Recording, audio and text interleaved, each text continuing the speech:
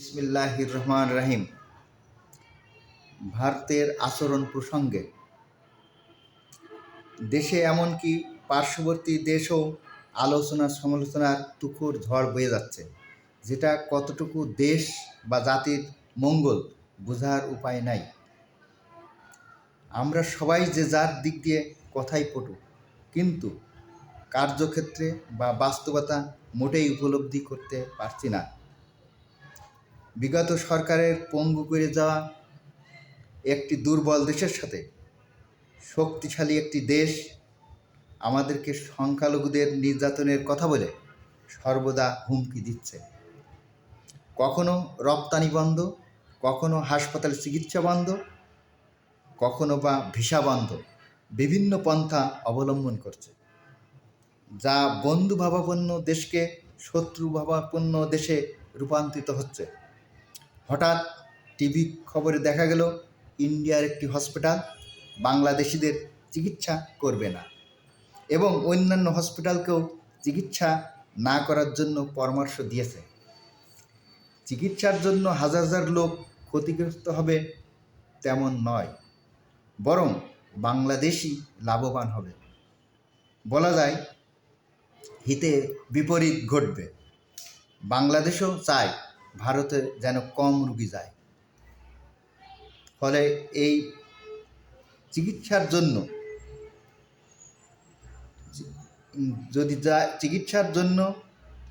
যদি না যায়, সেটা বাংলাদেশের জন্যই লাভ।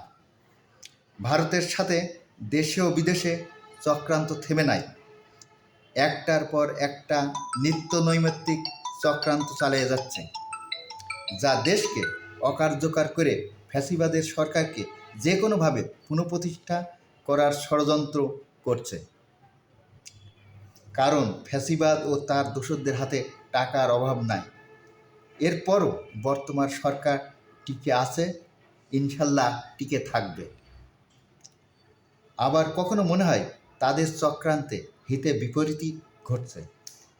জনগণও আরও বেশি ঐক্যবদ্ধ হচ্ছে। সাথে সাথে সম্পর্ক দিন দিন ভারতের সাথে আরও খারাপের দিকেই যাচ্ছে।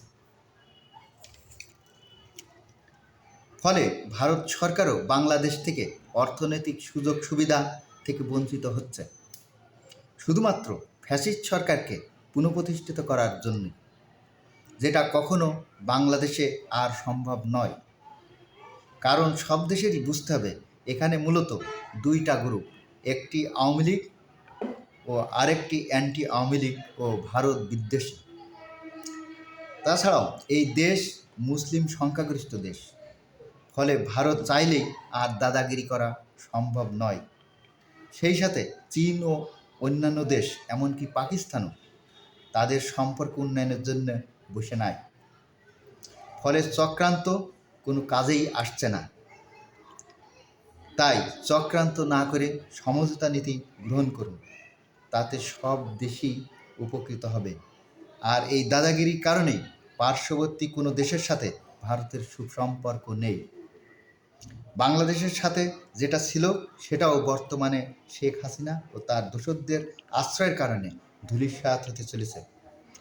বিজয়ের এই মাসে আমরা কোনো বিজয়কে হাতছাড়া হতে দিব না ইনশাল্লাহ। আমরা কোনো দেশের দাসত্ব মেনে নেব না বা অঙ্গরাজ্যের মতো বসবাস করতে রাজি নই।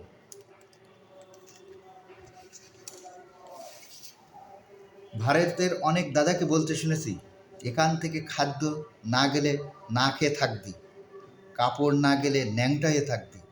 তারা এখন দুর্ভিক্ষ ন্যাংটা করার রাজনীতি করছে। আল্লাহ যেন এই সব চক্রান্তকারী দেশ থেকে আমাদের বাংলাদেশকে হেফাজতে রাখে ও এই বিজয়ের মাসও আমাদেরকে আরও ঐক্যবদ্ধ রাখে। আল্লাহ হাফেজ। আজ এ পর্যন্তই।